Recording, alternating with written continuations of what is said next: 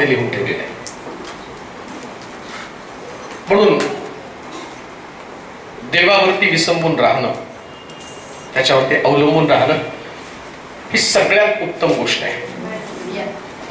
जेव्हा व्यक्ती हा तुमचा भाविषय बनतो, त्या आमच्या जीवनामध्ये आम्ही अद्भुते कधी बघत नाही, परंतु जेव्हा देवाकडे आम्ही आमची दृष्टी लावतो, त्यास देव सगळ्या परिस्थितीमधून आम्हाला बाहेर आणि हीच आमची साक्षात आहे. मला माहिती की जगणं सगळ्यात कठीण असतं. जगणं हे सगळ्यात कठीण असतं आणि सगळ्यात सोपं काय असेल तर जीवनाचा त्याग करून जाणं. परंतु जे जगायला शिकतात ना, आणि जगायला शिकत असताना प्रश्न मोठा आहे की जगायचं कसं. सगळ्याच वाटतं जगावं जगावं जगावं, परंतु कोणी सुद्धा जीवन इतक्या सहजासहजी सोडत नसतं. परंतु जीवनामध्ये फार संघर्ष करावा लागतो आणि संघर्षामुळं हे जीवन नकोसं वाटतं. असं वाटतं की याच्या पुढे होप्स नाही, आशा नाही, काही घडू शकत नाही. आणि त्यावेळेस मनुष्याला जी हताशा, निराशा येते आणि निराशेनं जेवढं प्रभूनं सुंदर जीवन दिलं त्या जीवनाचा बरेच लोक त्याग करत असतात. परंतु ज्यांनी आपली दृष्टी देवाकडे लावली, देवाकडे दृष्टी लावणं म्हणजे खरं जगणं आहे. देवाकडे दृष्टी लावणं म्हणजे जगणं आहे. आणि जगत असतात ज्या समाजामध्ये किंवा ज्या व्यवस्थेमध्ये आम्ही वाढत असतो, एक व्यवस्था आहे जगामध्ये, आणि जगत असताना तुमच्या अवतीभोवतीचं वातावरण हे कधीच तुम्हाला जगण्यासाठी प्रेरक नसतं. कोणालाच नसतं, कोणाला सुद्धा नसतं.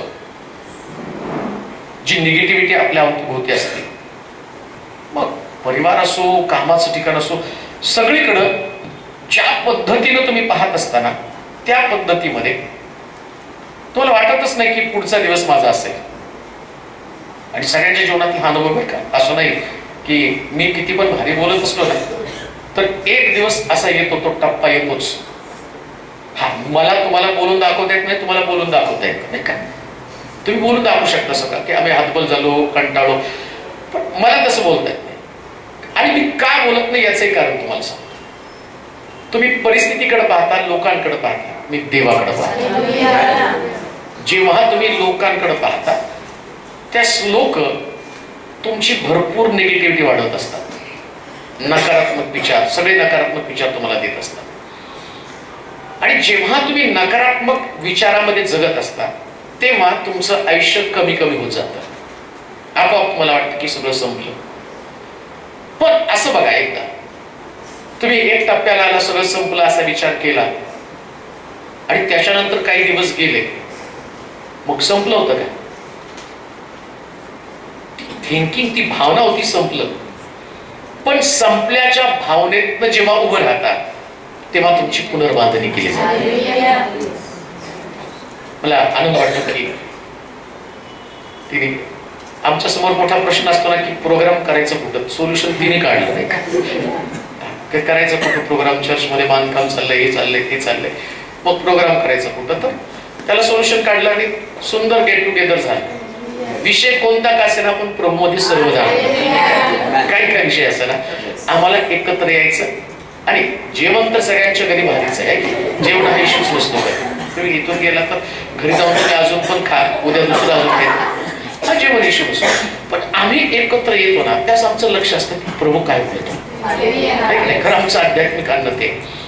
आणि हे आध्यात्मिक अन्न ज्या माणसामध्ये येतं ना, त्याच त्याला एक सुंदर प्रकारचं जीवन जगण्याची प्रेरणा मिळते. मला आनंद वाटतो की खरंच आता किती वर्ष सुरू झालं? 25 लागलं का संपलं? लागलं 25 लागलं. 25 वर्ष. आणि तिचा हा वाढदिवस नक्की स्पेशल असणार. तिने आतापर्यंत पुष्कळ वाढदिवस तिकडं पण सेलिब्रेट केले असतील पुण्यामध्ये असताना सुद्धा, पण हा एक स्पेशल ठरणार. का माहिती का? तो एक टप्पा आला की त्या टप्प्यामध्ये तिच्या समोर असं आलं असेल की आता सगळं संपलं. अशा सगळं संपतं. संपल्यानंतर उभं करणार तुम्हाला कोणीच नसतं. कोणीच तुम्हाला उभं करू शकत नाही. जसं मी पाहतो की घागर घेऊन ती स्त्री विहिरीवरती होती, पण तिला त्या अवस्थेतनं काढणार कोणी नव्हतं. हा, तिच्यावर पाप करणारे भरपूर होते, पण तिला पाप सोडण्यासाठी मार्ग नव्हता. परंतु तरी प्रभू येशू ख्रिस्त तिच्याकडे गेला आणि त्यानं असं काही तिला बोलतं की हे आत्मिक जीवन जगण्यासाठी तिला असं वाटलं की असंच करत माझं आयुष्य मला संपून टाकायचं. परंतु प्रभू येशू ख्रिस्त ज्या पद्धतीने तिच्याशी बोलला, तिच्या जीवनाला कलाटणीच मिळाली.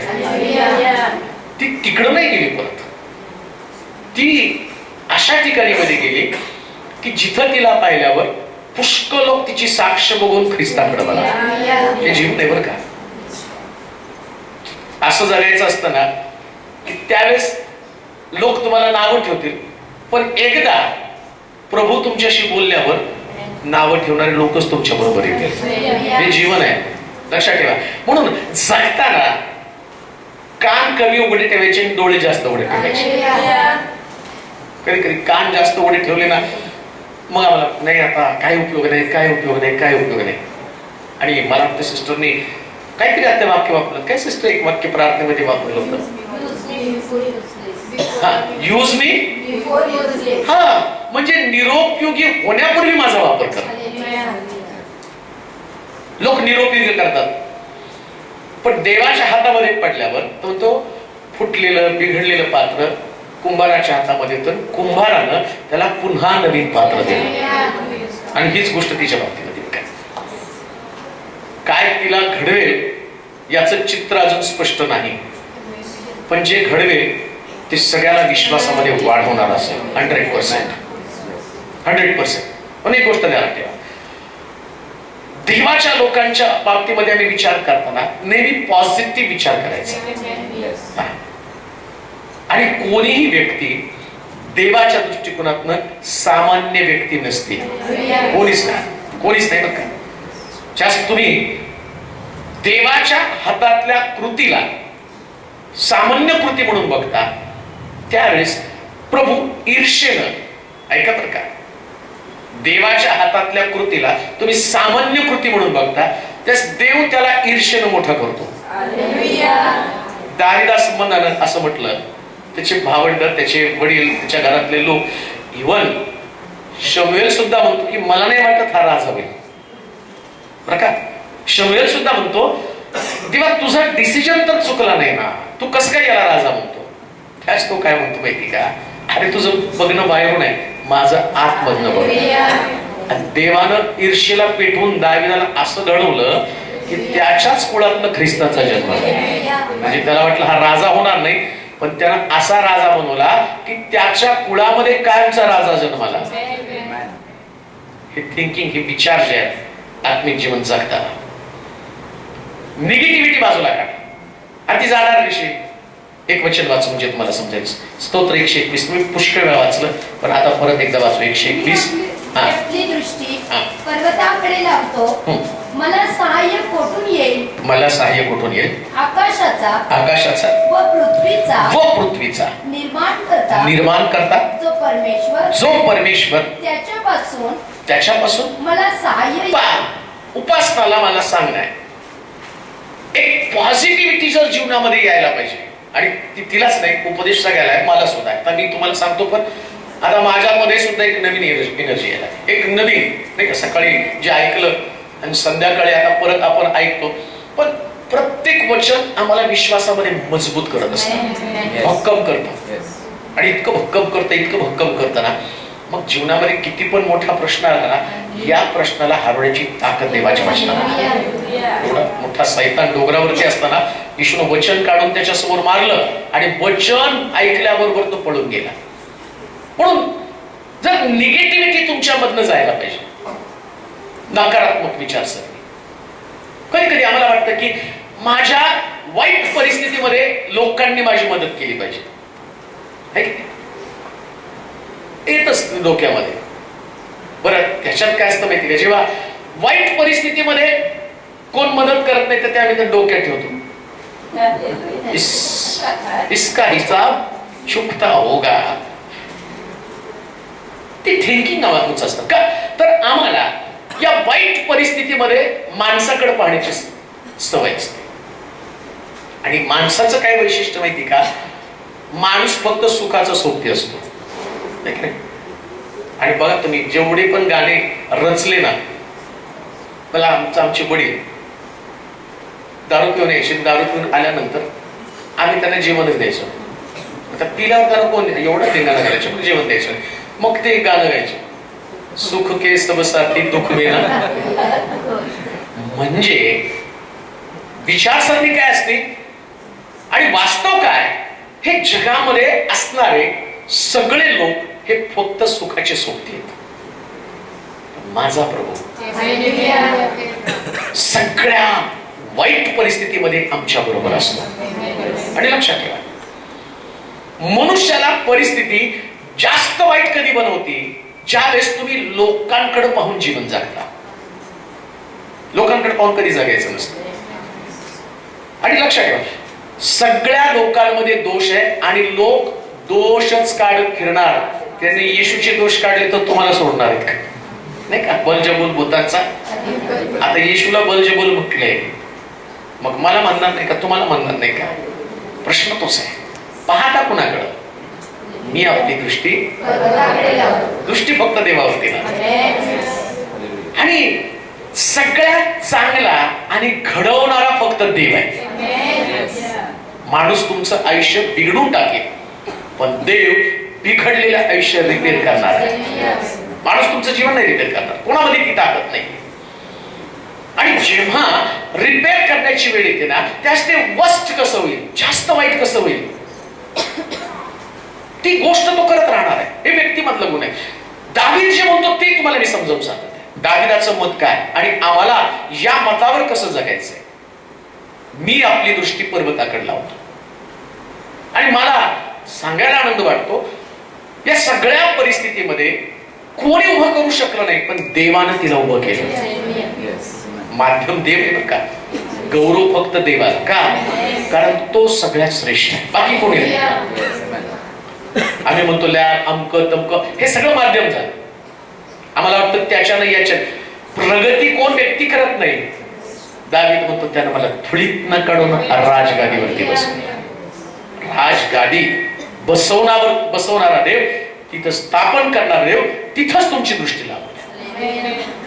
अजून एक गोष्ट तुम्हाला सांगतो, या सगळ्या परिस्थितीमध्ये कधी कधी आम्हाला वाटतं की याने आमच्या सोबत असावं, त्याने आमच्या सोबत असावं, परंतु या सोबतीला किंवा ज्या प्रकारचं थिंकिंग घेऊन आम्ही जगत असतो ना, तर या विचारसरणीला देवच मुद्दामून खंडित करत असतो. देवच काही दोर कापून टाकत असतो. कशासाठी माहिती का, तुमचं लक्ष देवाकडे लागतं. मुद्दामून कनेक्शन कट करत असतो. तो कनेक्शन कट करतो कशाला, समजा उजनीचं पाणी बंद झालं तर रेल्वेचं पाणी येणार आहे की नाही. त्याच्यासाठी उजनी कोरडी करावी लागते. मग तिथं कळतं, आता एवढे दिवस उजनी कोरडी पडल्यावर आम्हाला वाटतं आता कसं काय पाणी येणार आहे, पण गव्हर्नमेंट नियोजन करून ठेवतं ना, ट्रेननी पाणी आणून तुम्हाला पोचवायचं. मग तुमच्यामध्ये त्या उजनीच्या धरणावर भरोसा नसतो, मग भरोसा सरकारवरती. सरकार देव, आमचं सरकार वर आहे, आमचा देव वर आहे, आणि तो आमचा देव सगळे कनेक्शन तुमचे कट करतो. कशा दावीदानं अनुभवलं होतं, म्हटलं मी माझी दृष्टी बस जगायचं तर देवाकडे बघायचं. आणि देवाकडे पाहिल्यानंतर तुम्ही डिप्रेस्ड कधी होत नाही. कोण जर म्हटलं ना मी डिप्रेशन मध्ये तुमचं कनेक्शनच तुटलेलं आहे देवाबरोबर. 100% तुमचं कनेक्शन देवाबरोबर तुटलेलं आहे. कसं काय तुम्ही डिप्रेशन होता, अहो त्याचं वर्णन काय केलंय? काय परमेश्वर कोण आहे? कोण आहे तो परमेश्वर? मी आपली दृष्टी आकाशाचा व पृथ्वीचा निर्माण करता जो परमेश्वर, त्याच्यापासून मला सहाय्य येते. इथं स्पष्ट सांगितलं, ज्याच्यावरती तुम्हाला अवलंबून राहायचं तो सगळ्या सृष्टीचा निर्माण करताय. सगळ्याचा म्हणजे प्रत्येक गोष्ट त्यानं निर्माण केली. माणसं त्याने निर्माण केली, तुझी लॅब त्याने निर्माण केली, गवंडी त्याने निर्माण केली, घर मानती ना आता गवंडी त्याने निर्माण केली. कशाची चिंता करायची नाही, सगळ्यांना देवानं निर्माण करून ठेवलेलं आहे. मग निर्माण करत्याला बिघाड झाल्यावर दुरुस्त करण्याची क्षमता पण त्याच्यामध्ये. अजून एक गोष्ट तुला सांगतो, देव जे बोलतो ते करतो बरं काय. आपण पाहिलं की देव एक उपदेशामध्ये मी सांगितलं होतं की तुझी सोलापूरमध्ये लॅब असणार, पण एवढ्या सगळ्या घडामोडी घडून त्याला इथंच यावं लागलं की नाही परत.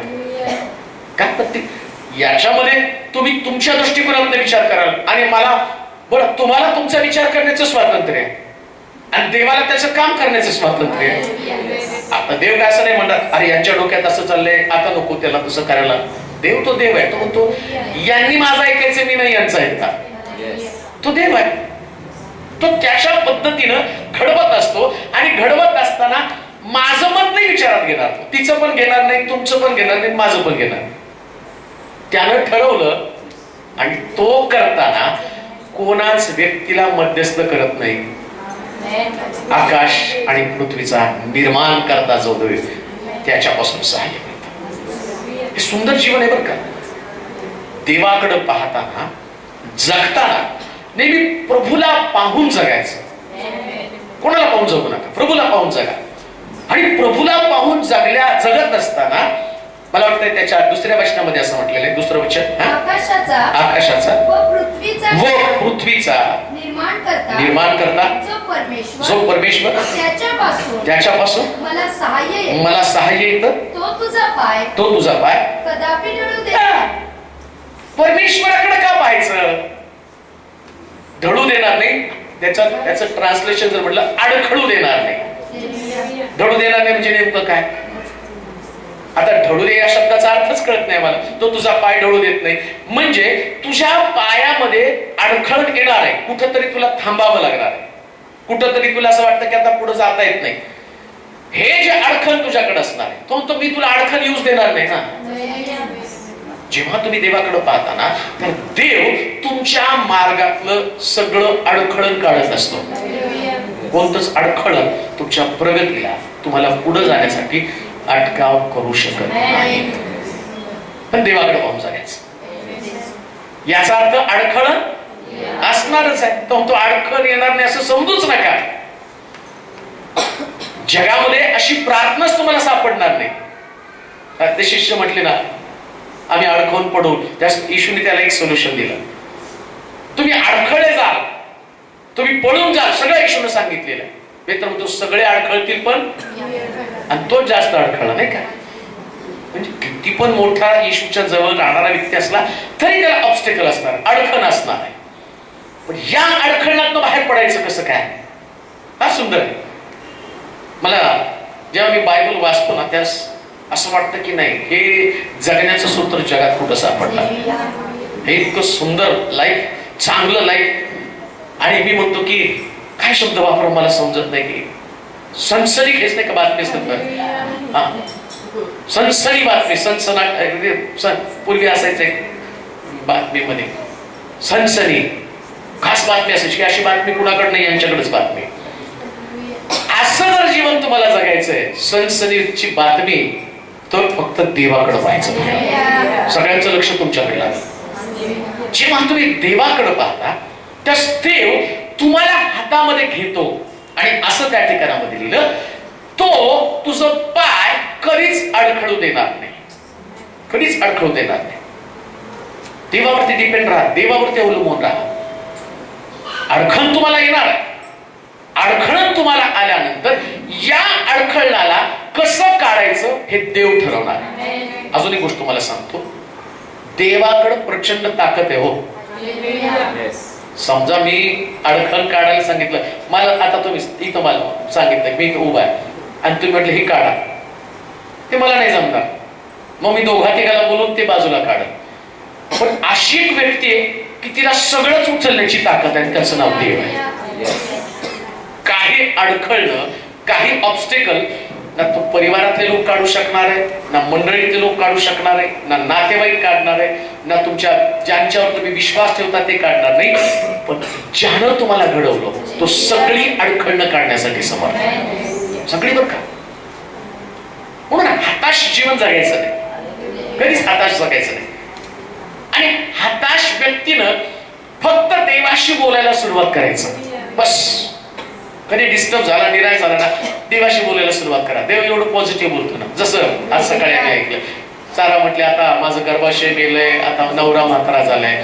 इकडं देव अब्रामाशी बोलायला, काय प्रॉब्लेम काय काय तुझं? तर नाही, आता ही सगळी संपत्ती माझ्या चाकराला द्यायची. बोलल्याबरोबर देव म्हटलं तुला लेकरू देत नाही. बाकी पॉझिटिव्हिटी त्याच्यामध्ये आली. आंधळा पण सकाळी इशू संगती बोलला, तो म्हटला काय पाहिजे? मला दृष्टी पाहिजे. आणि तो बोलत राहिला. एक देवा सांगते, देवाशी बोलून पहिला प्रश्न त्याला, हे करण्यासाठी मी समर्थ आहे असं तुझा विश्वास आहे का? हाच प्रश्न तुला आहे. 24 वर्ष आहे, 25 वर्ष तुला लागलं, अजून खूप जगायचंय, अजून खूप अडखळणं असणार आहे. परंतु देवाशी बोलल्यावर सगळी अडखळणं प्रत्येक वर्षात तू सेलिब्रेट करशील ना. आता या हॉटेलमध्ये पुढच्या वर्षी अजून कोणतं आम्हाला काय, आम्ही तुझ्यावर कुठं पण यायला, अजून कुठं न्यायचं, कुठं नाही तिथं नाही, आम्ही तुझ्यावर एन्जॉय करू. पण लक्षात ठेव, अडखळ तुला प्रत्येक वर्षी येणार आहे. असं नाही की बाबा चला हा वाढदिवस आला आणि मग आता देवाचं वचन आलं, आता उद्याच्या दिवसापासून आज तुझं सगळं सेलिब्रेशन, आनंदाचा दिवस, आनंदाचा हॅपी बर्थडे टू यू म्हणून केक कापणार, खायला घालणार, तुझ्यावर आम्ही जेवणार पण तिथं. आता उद्या तुझा दिवस संघर्षाचा सुरू होणार आहे. पण या संघर्षामध्ये देव अडखळण काढणार, हे 100%. देवच अडखळ काढणार, दुसरं कोणीच नाही काढणार. म्हणून परमेश्वर ज्यास अडखळण काढतो त्यास प्रभूकडे आपली दृष्टी लावणं गरजेचं आहे. देवाकडे दृष्टी लावा का, तर तो तुझा पाय अडखळू देणार नाही. हे अभिवचन आहे. तुला माहित नाही का देवाने तुला हे वचन दिलेलं आहे. परंतु लक्षात ठेव, ही अडखळणं तुला किती पण येतील, पण देवाकडे पाहायला सुरुवात कर. आणि तो परफेक्ट आहे, पॉवरफुल आहे, त्याच्यामध्ये जबरदस्त स्ट्रेंथ आहे आणि सगळं करण्याची क्षमता त्याच्यामध्ये. आणि अजून एक गोष्ट मला सांगू का, परमेश्वर वीक लोक शोधत असतो. अशक्त, ज्यांच्याकडे काय नाही. आता त्याला गल्ल्यांच्या विरोधात विजय द्यायचा होता तर त्याला बुटका माणूस पाहिजे होता, है की ज्याची उंची कमी आहे. शौलाची उंची जास्त आहे, गल्ल्यात मोठा आहे. आता देवाचं डोकं कसं चालेल, त्याच्या डोक्यात काय जादूचे खेळ चालतील आपल्याला माहित नाही. तो देव बसून स्वर्गामध्ये सगळं काही करत असतो. आणि मग त्यानं काय केलं, तो गल्ल्यात यायचा. रोज सकाळी एक जण येऊन त्या गल्ल्यात यायचा आणि कुणाला द्यायचा, या माझ्याशी लढा, माझ्याशी लढा. सगळे घाबरून लपून, उंची असणारे लोक लपून बसले. देवाच्या डोक्यात आलं, या बुटक्याला बोलवा. एक गोष्ट लक्षात, बुटकेले पॉवरफुल असते. आपले लाल बहादूर शास्त्री मूर्ती लहानपण, मी पण बुटकाच आहे. आणि प्रभू बरोबर अशाच लोकांना फार उंची अंक, मग हे आपल्या उंचीचा टेंबा मिरवतात. कारण आता आपल्या उंचीचा टेंबा मिरवायला लागला. मी 11 फूट आहे, या माझ्याशी लढा, कोण मला हरवतोय बघू. देवानं त्याची जिरवण्यासाठी तो म्हटला, तू 11 आहे, 6 फुटाचा माझा माणूस, खाली घेऊन खाली घेऊन. मी तुला दाखवून दिले, ज्याला मी निवडतो त्याला हरवण्याची ताकद मीच त्याला पुरवून देतो. किती मोठा असू दे, किती उंच असू दे, किती धिप्पाड असू दे. प्रॉब्लेम तो नाही की तुम्ही काय आहात. ऐका, तुम्ही काय आहात देवाला याच्याशी काही घेणं देणं नाही. देव काय आहे ते तुम्हाला समजून घ्यायचं. तुम्ही काय आहात याच्यात काय देवाला, मी असा आहे, मी तसा आहे, मी हे माझं येऊ माझं तेव जाऊ. इकडे शौलानं, आता शौल मला मी कधी कधी त्या गोष्टीचा विचार करतो की कसं काय हे सगळं असं घडलं असेल, सगळी व्यवस्था अशी कशी काय झाली. शौलाला रोज त्याच्या कानावरती एक शब्द ऐकायला आवडत होते, शौलानं 1000 बदले, शौलाने 1000 बदले, शौलानं. आणि याचं हवा टाईट झाली. रोज सकाळी उठल्यावर त्या स्त्रिया याच्या डब वाजवायच्या, नाचायच्या, शौलानं 1000 बदले, शौलानं 1000 बदले. इकडं देवानं दावीद उभा केला आणि एक शब्द, शौलानं 1000, दावीदानं 1,00,000 बदले. का तर देवाला त्याचं श्रेय कोणा माणसाला द्यायचं नसतं, कोणाच माणसाला द्यायचं नसतं. म्हणून तुझ्या जीवनाची रचना जर कोणी केली असेल तर आकाश आणि पृथ्वीचा निर्माण करता देव, त्यानंच तुझ्या जीवनाची रचना केली. तुझीच नाही, सगळ्यांच्या जीवनाची रचना त्यांनी. आणि तुम्ही जे इथं बसलात ना, तुम्ही एकदम पॉझिटिव्ह आहात. आज तिचं या हॉटेलमध्ये ना, तुमचं बालाजी सरोवर मध्ये देवाला काय कठीण आहे हो. आता तिच्या डोक्यात आलं, आम्ही ताराईमध्ये शिलो चर्चला घेऊन गेले, ताराईमध्ये मग तो दावीद बघार बालाजी बोले देव आहे तो, नाही प्रभू काय करेल सांगतात नाही. याचा अर्थ देवाला तिला डॉमिनेट नाही करायचं, देवाला त्याचं सामर्थ्य दाखवायचं. ते सामर्थ्य दाखवतो का मी सगळ्यांच्या बाबतीत करू शकतो, ते मला तुम्हाला सांगायचं. असं नाही म्हणत की तिने केलं मग देव आणि तुम्हाला ईर्षेला भेट, ईर्षेला तू म्हणतो नाही, मी सगळं करू शकतो, मी सगळं करू शकतो. माझं व्यक्तिमत्व, माझा स्वभाव हे सामर्थ्य प्रगट करणारा स्वभाव. म्हणून अडखळ येतील, पण अडखळणाकडे बघत बसायचं. मला विशेष तिच्या मम्मीचं तिच्यासाठी आभार मानायला पाहिजे, नाही का. एक फॅमिली म्हणून जसं तुम्ही पाठीमागे थांबला, आणि हे सगळ्यांनी लक्षात घ्या, पडणाऱ्या व्यक्तीला उभं करणं हे कुटुंबाचं काम आहे. डिप्रेशन मध्ये कुणाला अडकू द्यायचं नाही. मला माहिती की तिची जी मानसिकता त्यावेळेस असेल, आता मी एवढे फोन कॉल अटेंड करतो, एवढ्या लोकांना तोंड देतो ना, तर अशा परिस्थितीमध्ये जाणारे लोक आहेत ना, त्यांची जगण्याची इच्छा निघून गेलेली असते. पण कधी कधी परिवार जर उभा राहायला लागेल तर परिवार काय करू शकतो हे तुम्ही आता पाहत आहात. जीवन संपलं तर संपल्याला जीवन त्याचा इतिहास कधी बनत नाही. पण जेव्हा तुम्ही उभं राहता आणि एक चांगला ट्रॅक दाखवता, तो ट्रॅक कोणता? कोणीच दाखवू नका, पण देव दाखवा. त्याला बघून चाला, प्रभूला बघून चाला. आणि प्रभूला बघून चालण्यासाठी जर तुम्ही तिथं मार्ग ठेवला, अश्रू पुसले, जगण्याचा स्रोत निर्माण केला, अंतःकरण जे काही निराशा त्याच्यामध्ये अडकून पडली, यातून तुम्हाला बाहेर काढण्याचं माध्यम कोणतं असेल तर फक्त देव आहे. आणि म्हणून तिच्या आईचं मी कौतुक करेल. राहिला कठीण परिस्थितीमध्ये तिच्या मागे, आणि हे मागं राहणं फार गरजेचं आहे. कारण का माहिती का, आपण सोबत सोडतो ना, त्यास जग अति भयानक असतं. परंतु अति भयानक जगामध्ये फक्त देवाला धरून चालण्याचा बोध करायचा. कारण त्याच्या पुढे फार सुंदर लिहिलंय, मला काय सांगावं किती सांगावं मोठा प्रश्न आहे. हा खाली बघा बरं. तो तुझा पाय कदापि ढळू देत नाही. हा अजून काय म्हटलं? तुझ्या रक्षकाला. कुणाच्या रक्षकाला? उपासनाच्या रक्षकाला. तुझ्या रक्षकाला झोप लागत नाही. झोप लागत नाही. पहा इस्रायलाच्या रक्षकाला. इस्रायलाच्या रक्षकाला झोप लागत नाही. झोप लागत नाही. व तो डुलकीही घेत नाही. काळजीच करू नका ना. आम्हाला प्रश्न पडतात, तिची आई तिकडे, आता तिला 2 मुलींकडे बघायचं, ती पण एक इकडे ही पण आहे. पण मला माहिती आहे, जी जवळ असते ना तिची काळजी नसते.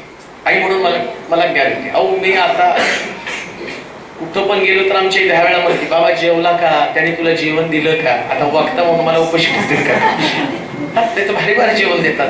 आंघोळीला पाणी दिलं का, थंड पाणी का, गरम पाणी का, तिला एवढी काळजी. आता एवढ्या चांगल्या हॉटेलमध्ये ठेवतात, म्हणजे आंघोळीला गरम पाणी सगळं आहे, पण चिंता तर आहे नाही म्हणून.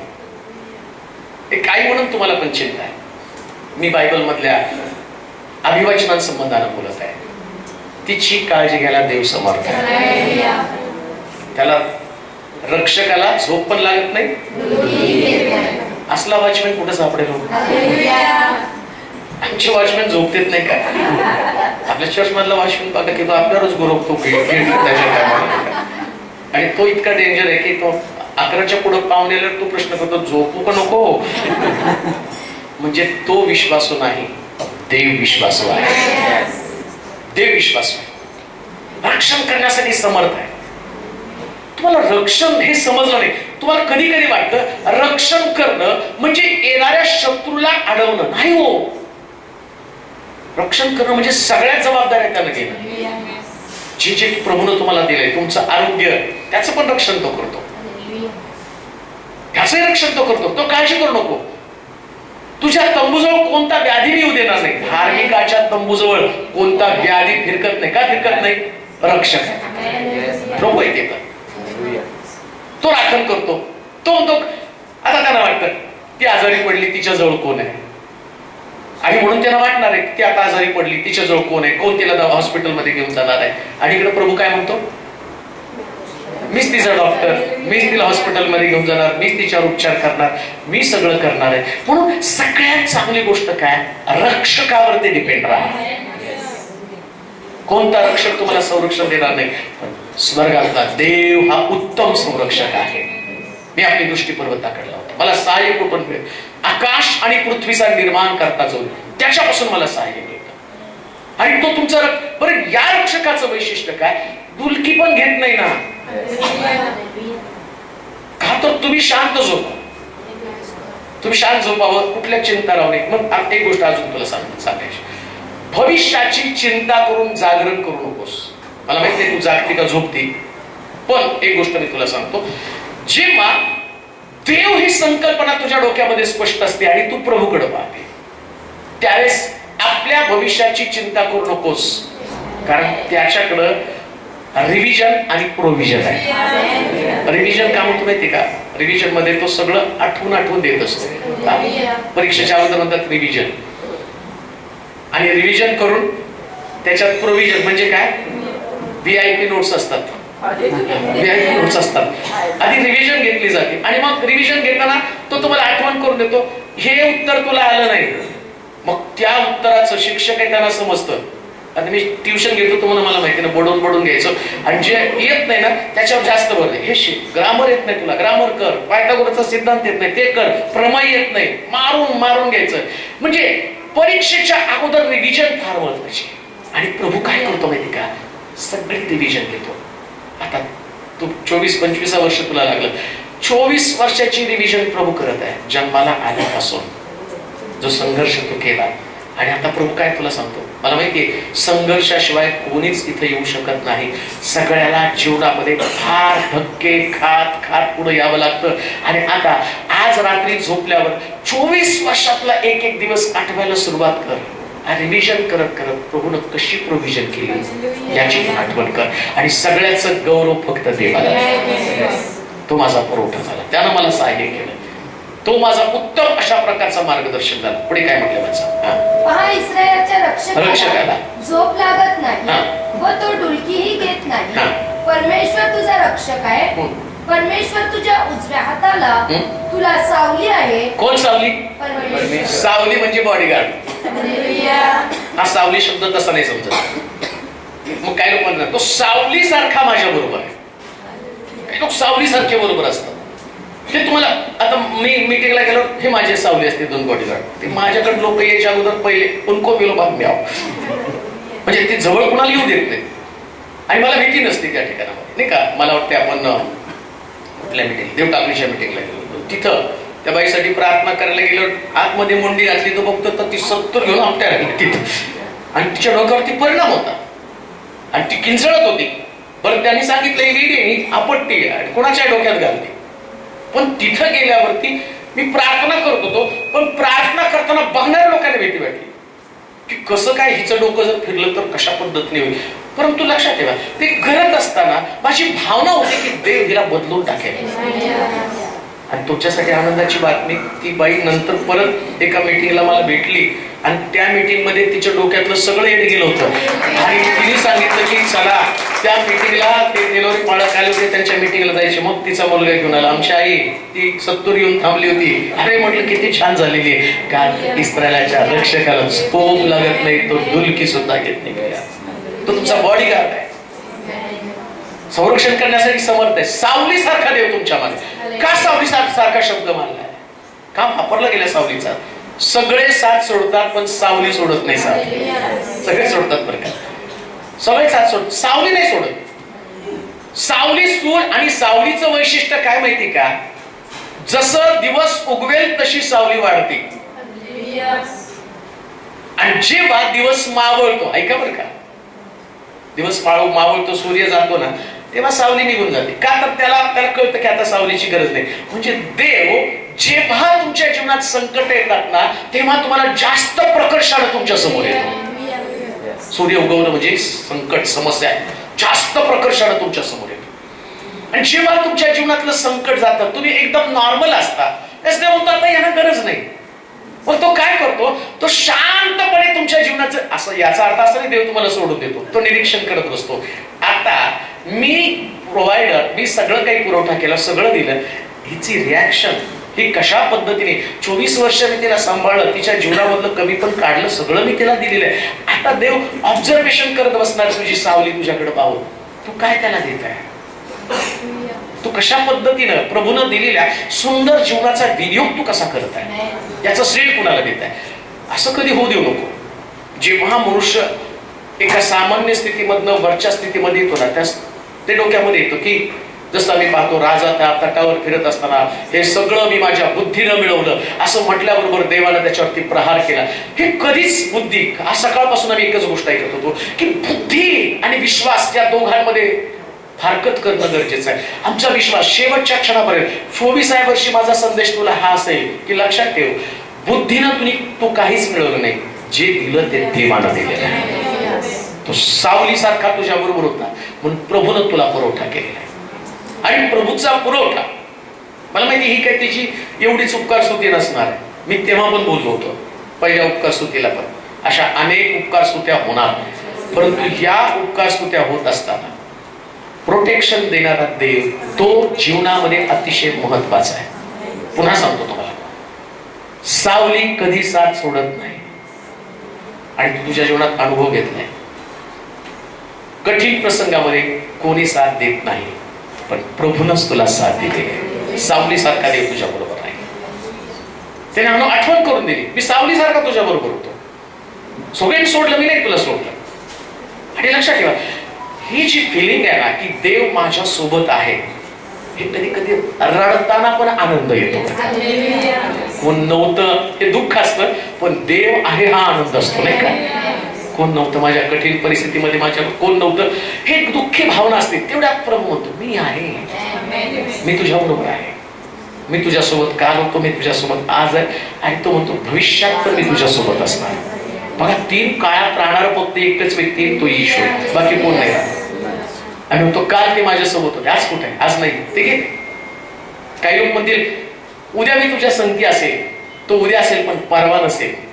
पण आमचा देव तिन्ही काळामध्ये आमच्या सोबत असतो. काल होतो, आज आहे आणि उद्या पण असते. नुसतं उद्याच नाही, युगानुयुग. किती अद्भुत आहे का. युगानुयुग मी तुझ्या सोबत असणार आहे. आणि कशा असणार आहे, सावली सारखा. मला ते फार आवडतं, देव माझ्या सोबती सावली सारखा. म्हणजे काय करायचं नाही, पाठीमागं सूर्य आणि तुम्ही समोर सावलीला बघत पुढे जायचं. देव आहे, देव आहे, देव आहे, देव आहे, देव. किती भावना भारी, माझ्या बरोबर देव आहे. आणि लक्षात ठेवा, जगातली सगळ्यात स्ट्रॉंग व्यक्ती तुमच्या बरोबर आहे. पुन्हा मी तुला सांगतो, जगातला सगळ्यात ताकदवान व्यक्ती तुझ्या बरोबर आहे. सगळ्यात ताकदवान व्यक्ती तो आकाश आणि पृथ्वीचा तो देव आहे, आणि तो तुझ्या बरोबर आहे. पुढे वाचा. परमेश्वर तुझा रक्षक आहे. परमेश्वर तुझा रक्षक आहे. परमेश्वर तुझ्या उजव्या हाताला तुला सावली आहे. सावली आहे. दिवसा सूर्याची व रात्री चंद्राची तुला बाधा होणार नाही. बाधा होणार नाही. परमेश्वर सर्व अनिष्ट सावली सारखा देव. आता तो काय म्हणतो, सूर्य चंद्राचं तर सांगितलंच, पण त्याच्यातलं इम्पॉर्टन्स काय त्याने सांगितलेलं आहे. सर्व सगळ्या अनिष्ट बातम्यांपासून. नुसतं अनिष्ट नाही, पण अनिष्ट येण्याच्या अगोदर अनिष्ट बातमी येते. जसं आम्ही पाहतो, इस्रायल लोक आता कनानाच्या जवळ आले आणि परमेश्वर त्याला म्हटलं काय तुम्हाला कनान देणार आहे. दुधामधाचा प्रदेश आहे. आज दुधामधाच्या प्रदेशामध्ये 12 हे पाठवले, 10चा ग्रुप वेगळा, 2चा ग्रुप वेगळा पाठवला, आणि 10च्या ग्रुपनं सगळ्या अनिष्ट बातम्या आणल्या. काय बातम्या आणल्या, कनान खूप चांगला आहे पण तिथले राक्षस धिप्पाड आहे. तसं तुला सोलापूरच्या अशाच अनिष्ट बातम्या येतील, सोलापूरमधल्या अशाच अनिष्ट बातम्या तुला येतील. पण लक्षात ठेव, अनिष्ट बातम्यांना न भीता इष्ट बातमीवरती विश्वास ठेव. जिथं देवानं तुला आणलं याच ठिकाणात देव तुला आशीर्वाद देणार. 100%. 100%. मी आलो त्यावेळेस पण असेच लोक मला बोलले नाही का, स्वतः स्वस्त पाडळीच मला येऊन सांगत होते. लोक असं म्हणतात की कशाला इकडे आले, एवढं चांगलं वचन सांगतायत, मग तरी चांगल्या सिटीमध्ये गेला पाहिजे. पण इथं राहिल्यावरती देवानं दुसऱ्या सिटीचे लोक इकडे घेऊन आला का, देव घडवणार आहे. म्हणून अनिष्ट बातम्यांविषयी नाही बोलायचं, दुधामधाच्या प्रदेशाविषयी बोलायचं. आशीर्वाद काय ठेवले या शहरामध्ये. आणि तुला तर सगळं देवाने खूप छानच दिलं नाही का. कमी वयामध्ये ते 24-25 वर्षात घर बांधणं चेष्टा नाही बरं का. देवाची कृपा आहे का, तर प्रभूनं ते पुरवलेलं आहे. आणि किती चांगली गोष्ट नाही का. आम्ही प्रत्येक वाक्य बोलताना त्याला आमचं सपोर्टिंग किंवा ज्याला स्ट्रेंथ आहे, ज्याला ताकद आहे, आणि ते ताकद काय, देवाची कृपा. इथं त्याचं क्रेडिट नाही त्याच्याकडे की चला 24व्या-25व्या वर्षी आणि आता तिच्या फॅमिलीची त्याला तेवढी मदत असेल, पण फॅमिलीची मदत पण मी म्हणत नाही. फारोचं मन देवाला कठीण केलं. मन बदलतो पण कोण, परमेश्वर. म्हणजे सगळ्या गोष्टीसाठी मदत कोणाची असणार आहे, परमेश्वराची मदत आहे. पण त्याच्यामध्ये मी कशाला म्हणेल माझं काय त्याच्यामध्ये इंटरेस्ट, तुम्हाला कोणी मदत केली. बऱ्याच वेळा बँकेचं काढलं का, हे काढलं का, अरे बँक बिंक सगळी देवाच्या मालकीची आहे. प्रश्न कोण दिलं नाही, प्रश्न कोण पुरवठा केला, आणि पुरवठा मागचा सूत्रधार देव आहे. देव सूत्रधार आहे. म्हणून अनिष्ट बातम्या, नकारात्मक बातम्या, ते तुमच्या जीवनासंबंधात असू द्या, तू ज्या व्यवसायामध्ये असशील तिथं सुद्धा तुला सगळं नकारात्मक अनिष्ट बातमी मिळण्याची शक्यता आहे. या शहरासंबंधानं अनिष्ट बातमी मिळण्याची शक्यता आहे. परिवारासंबंधानं अनिष्ट बातमी मिळण्याची शक्यता आहे. शास्त्र सांगतो तो सगळ्या अनिष्टापासून तुझं रक्षण करेल. सगळ्या अनिष्टापासून कोणती गोष्ट तुला डिस्टर्ब होता का म्हणे. सगळ्यात महत्वाची गोष्ट, आम्ही स्वतःला डिस्टर्ब होण्यापासून वाचवायचं. आणि कसं वाचवणार आहे डिस्टर्ब होण्यापासून, काय केलं तिथं, परमेश्वर. कोण कोण कोण, परमेश्वर. परमेश्वर सर्व अनिष्टापासून. कोण कोण रक्षण करतं, डोक्यात हे पाहिजे ना. अनिष्ट बातमी असेल पण रक्षण कोण करणार आहे, परमेश्वर. संपला विषय. पण आता परमेश्वर जो आहे ना, तो तुम्हाला अर्धवट सोडून पण जात नाही. परमेश्वराचं काय माहिती का, देवाला एक काम धरलं की ते पूर्णत्वास न्यायला आवडतं. एक व्यक्तीला धरलं ना, तर जोपर्यंत तो घडत नाही आणि तो जग सोडून जात नाही, तोपर्यंत देव सारखं त्याच्यात काही ना काहीतरी करत राहतो. माणसाचं तसं नसतं. विचार पटले नाही की तुम्ही इकडं, माणसाचं तसंच आहे. देवाचं तसं नाही. देव तुमचं पटो अथवा न पटो तरी तुमच्या बरोबर. पेत्रानं शिव्या दिल्या तरी त्याच्या बरोबर. त्यांनी सोडलं, पेत्राने मला शिव्या दिल्या, आता मी पेत्राला माझ्या जवळ ठेवत नाही, तरी पेत्रा बरोबर तो राहिला का, कारण तो कधी न सोडणारा देव आहे. कोणतं गाणं गायलं आता आपण, आता कुठलं तरी गाणं गायलं, त्याच्यात आला तो शब्द, कोण है राजा उनका राजा. हाँ यीशु है उसका नाम, पानी पे चलता है. हे गाणं पण विसरून जातो. म्हणजे त्यात आम्ही काय बघितलं, हा वादळात पण चालणारा देव आहे. तिथं पण आम्हाला सोडत नाही, सगळीकडे आमच्या बरोबर राहतो. म्हणून ही गोष्ट ध्यानात ठेव, देव तुझ्या बरोबर कायम स्वरूपी आहे. ही गोष्ट डोक्यातनं कधीच जाऊ दे नकोस. आणि तो सगळ्या अनिष्टापासून तुझं रक्षण करेल. आजच्या दिवसापासून मी तर नोंद करून ठेव. हे कॅसेट त्याच्यातलं काढून तुझं जे आहे काय म्हणतात, काय असेल, मोबाईल असेल, लॅपटॉप असेल, त्याच्यात भरून ठेवायचं. जेव्हा अनिष्ट येईल ना, त्यास नुसतं प्ले करायचं बस. आपोआप आठवलं, अरे म्हटला होता देव अनिष्ट आणणार आहे, पण अभिवचन आहे, मी सगळ्या अनिष्टापासून तुझं संरक्षण 100%. शेवटचं एक वचन वाचू. परमेश्वर सर्व अनिष्टापासून तुझे रक्षण करील, तुझ्या जीवाचे रक्षण करील. परमेश्वर तुझे येणे जाणे येथून पुढे सर्व काळ. कुठल्या काळ, आज 25व्या वर्षी अभिवचन देतो. 100 वर्ष तुला जगायचंय, मी तिथपर्यंत तुझ्या बरोबर. तुला 110 जरी जगायचं तरी आम्हाला काही प्रॉब्लेम नाही. मी तर म्हणतो आपल्याकडे सगळ्यांनी माराव, कांबळ्यांनी तर मारावीच, सेंचुरी मारून अजून 10-20 एक्स्ट्रा घ्या. आणि प्रभू काय म्हणतो, येणं जाणं आता काळजी नाही करायची, येणं जाणं पण मी तुझं सुरक्षित करेल. जाता येता तू कुठं गेली कुठं आली तुला घाबरायचं नाही. कोण माझं हानी नुकसान करू शकत नाही का, कारण माझा देव माझ्या सोबत आहे. त्यामुळे तिच्या आईला पण सांगायचंय, टेन्शन घेऊ नका. म्हणजे आम्ही तिच्या बरोबर नाही, पण देव तिच्या बरोबर आहे. आमच्याकडे नाही ताकद, आमच्या तोंडातले शब्द पण एवढे पॉवरफुल नाही की आम्ही कुणाला दम देऊ. आमच्याकडे नाही ती ताकद, पण प्रभूकडे आहे. तो गर्जना करतो, देव बोलतो ना, तर उठलेल्या लाटा सुद्धा आपल्या जागेवर असतात. इतकी ताकद देवामध्ये आहे. म्हणून तर शिष्य म्हणले, आहे तरी कोण? वादळ वारं सगळं काही याचं ऐकतात. ज्याचं ऐकतात ते वादळ वारं सुद्धा शांत होतं ऐकल्याबरोबर. आम्ही किती विश्वास असलं, किती खंबीर असलं पाहिजे. आम्ही म्हटलं पाहिजे, माझा देव माझ्या बरोबर आहे. आणि मग जाता जाता सांगेल, तुझं जाणं आहे ना, तो सुरक्षित करेल. तू कुठं पण जा. आकाशात चढला तर उद्या प्लेनने गेली तरी तो तिथं असणार. तेव्हा पण आणि सगळ्यांनी स्वप्न बाळगायचं बरं का. योगेश परवा बोलता पास्टर आता परदेशात जाऊन सुमार दिला. म्हटलं याचं तोंड आता जास्त होईल. इंडियात फिरून झालं, आता परदेश तिकडे होत आहे. कारण तिकडून फोन आला ना, या आमच्याकडे पण परदेशामधनं. आणि आपण तिकडं पण जाऊ ना पास्टर. म्हटलं पण जाऊ बळा जाऊ. आता बायबल काय सांगतं, तुझं जाणे ना सर्व काळ. सर्व काळ म्हणजे किती पण वयाची झाली ना, किती पण वयाचं. मला माहित नाही, तू ज्यावेळेस खूप वयस्कर झाली त्यावेळेस आम्ही अस्तित्वात असतो नसतो मला माहित नाही, पण आम्ही नसलो तरी देवच असणार आहे. आम्हाला मर्यादा आहे, लिमिट्स आहेत, मर्यादा आहे. इथं जे आज आहेत ना, आम्ही कित्येक जण जेव्हा एक दिवस असाईल त्यातले पुष्कळ लोक तुझ्यासोबत नसतील, पण जो राहणार आहे त्याचं अस्तित्व मनुष्याच्या शेवटापर्यंत. मी तर म्हणतो तेवढंच नाही, कबरेच्या पलीकडे सुद्धा तो आमच्या सोबत असतो. म्हणून एक गोष्ट ध्यानात ठेवा, जीवन जाताना देवाकडे सुंदर जीवनाचा आशीर्वाद देवाशिवाय कोणीच देऊ शकत नाही. प्रार्थना करू आपण. सर्वशक्तिमान देवा, आभार मानतो, तुझी स्तुती करतो आजच्या दिवसाबद्दल. आजचा दिवस उपासनासाठी एक सुंदर दिवस आहे, कारण ज्या गोष्टी तिच्या जीवनामध्ये तो केल्या त्या अद्भुत आहेत. आणि म्हणून याचं श्रेय मी तुला देतो. दावीद जसा म्हणतो, मी आपली दृष्टी पर्वताकडे लावतो.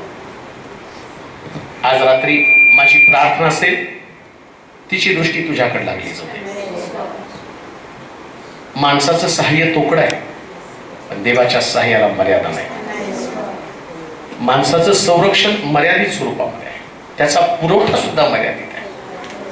परंतु जो आकाश आणि पृथ्वीचा उत्पन्न करता देव, त्याच्या कुठल्याच गोष्टीला मर्यादा नाही. नवीन वर्षामध्ये तुझा अनुग्रह तिच्यावरती राहतो. तिची स्वप्न आहेत, त्या स्वप्नांच्या पंखाला पाठबळ केवळ तो देणार आहे. अनिष्ट बातम्यांपासून तिचं रक्षण कर. लोक माझ्याविषयी काय बोलतात या विचारानं जगायचं नाही, देव माझ्याविषयी काय बोलतो या विचारानं तिने जगावं. यासाठी तिचे अंतःचक्षु प्रकाशित कर.